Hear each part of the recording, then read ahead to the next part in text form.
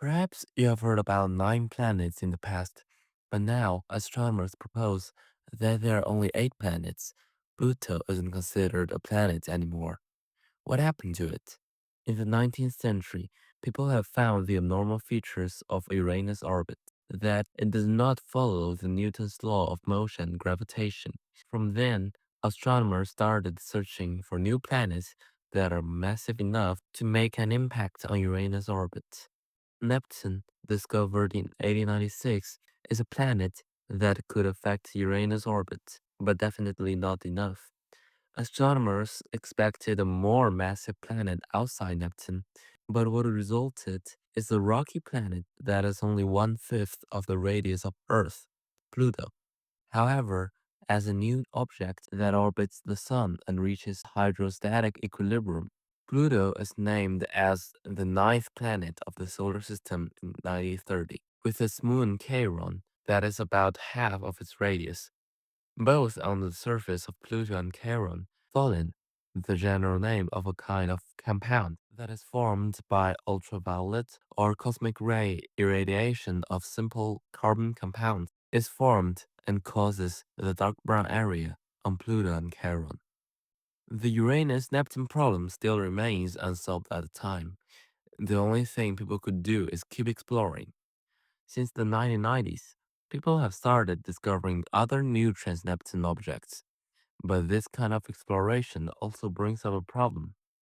In the Kuiper Belt, which used to be theoretical and now is proved to be true, more and more new bodies were found, but apparently they were smaller than Pluto, so they were still considered as minor planets at the time. In 2005, Eris was found in the Kuiper Belt, which has a smaller volume but a bigger mass than Pluto. These two bodies could be too big for minor planets, and the Academia had to find a definition for them. 1 year later, 2006, International Astronomical Union redefined planets as the following. For celestial bodies that meet the first and the second standard but not the third one, will be defined as dwarf planets, as long as it's not a satellite. This category includes Pluto, Eris, and lots of other planets in the Kuiper Belt. Well, now we do have a lot of dwarf planets in the Kuiper Belt, but the problem on the orbits of Uranus and Neptune needs a better answer.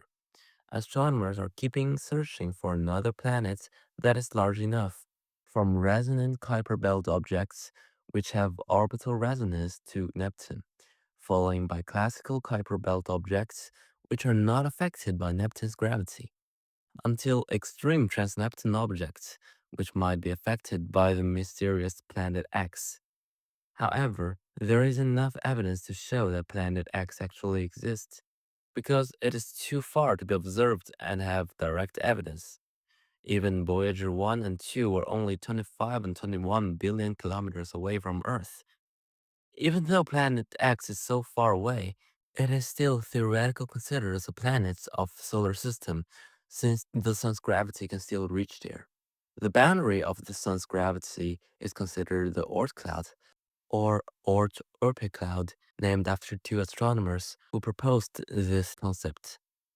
Under this theory, the sun keeps attracting comets and sending them into the solar system.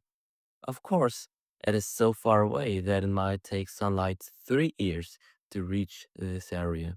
Even in the logarithmic number line, it is still far away from other parts of the solar system. But remember, from here, the journey to the space has just begun.